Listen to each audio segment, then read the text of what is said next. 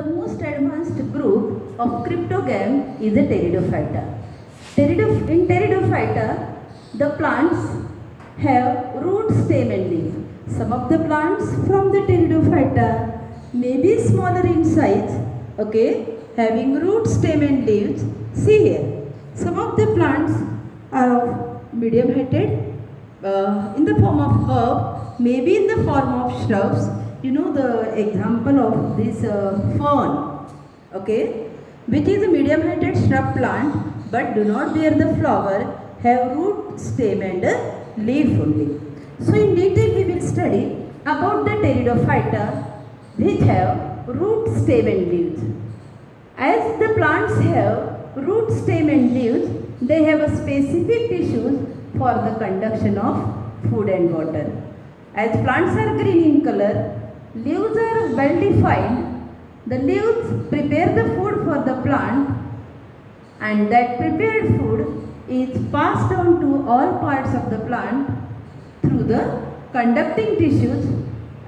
In the bryophyta I explained you the conducting tissues xylem and phloem. You know xylem carries the raw material from root to the stem and then to the leaves, and phloem carries the prepared food from leaves to all parts of the plant. So this conduction of food and water is seen in pteridophyta. After that, most important character of this pteridophyta, or we can say the cryptogam, they do not bear flowers and the fruits. So how they reproduce then? How the new plants are produced? So they reproduce asexually also and sexually also. Asexually by the formation of spores. Spores are formed there. You can, you know the method of stem, and then sexually by the formation of zygote. Okay. So this is the example of the fern, a Nephrolipis. This plant is an ornamental plant. You must have seen it in the garden of our school. See the leaves of this plant. The posterior part of these leaves have the spores green in color, which are green in color, and when they mature they turn to be black. As they get fully matured, they fall on the ground and new plant grow from there. The primitive plant of the pteridophyta is a Lycopodium. See this Lycopodium, a primitive plant just after bryophyta. You are able to see the small roots, small stem and some leaf part. As it is having root, stem and leaf, though it is smaller in size, it is coming under the pteridophyta.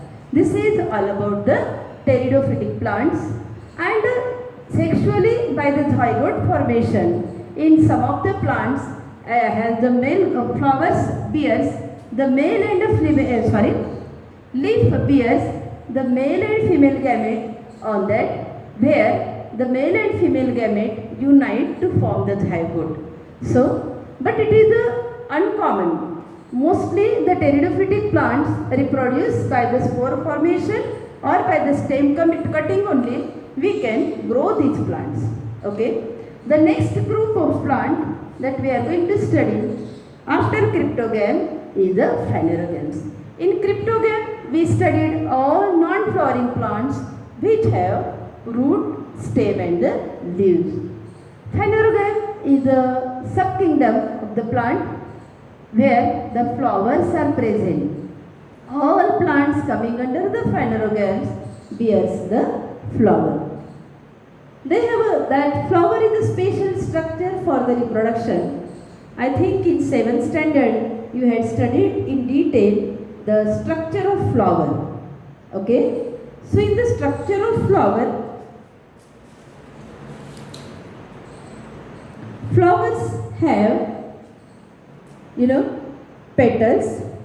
This is the sepal, green part is the sepal, and this is the androecium and a gynoecium, which is made up of stigma, style and the ovary is there inside.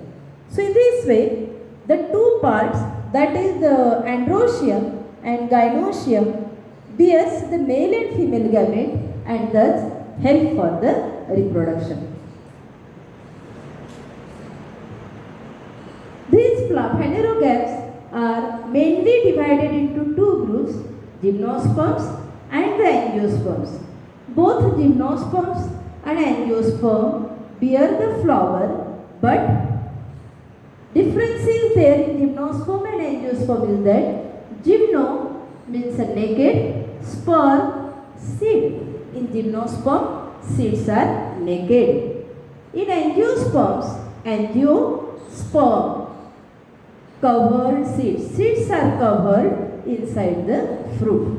So now we will study in detail about the gymnosperms and then about the angiosperms. See here the gymnosperms. Gymnosperms means what?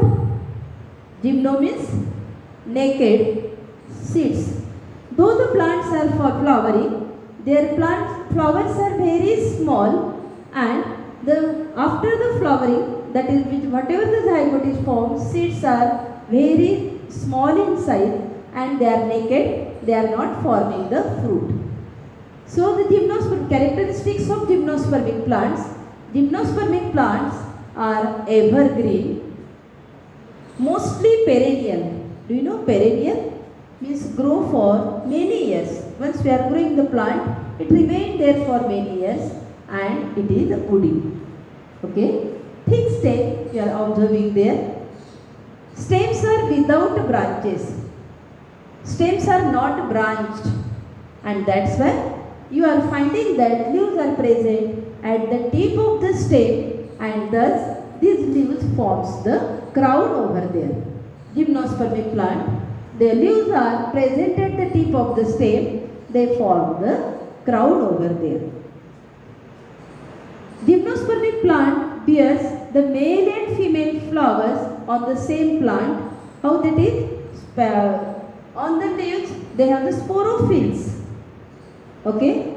This is having male cone and this is the female.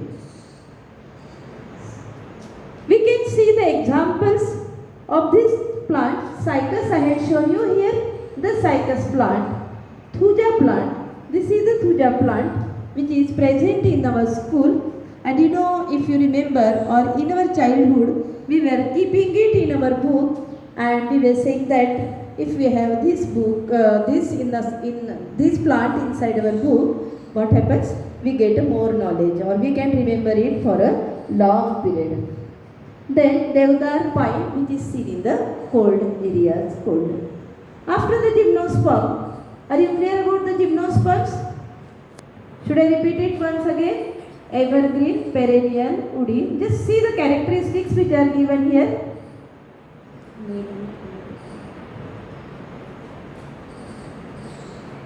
Yes, we have this specimen in the school which is having the male and female cone. See that male cone is smaller in size, female cone is bigger in size. Okay? Just go through it, all the characteristics you have to learn.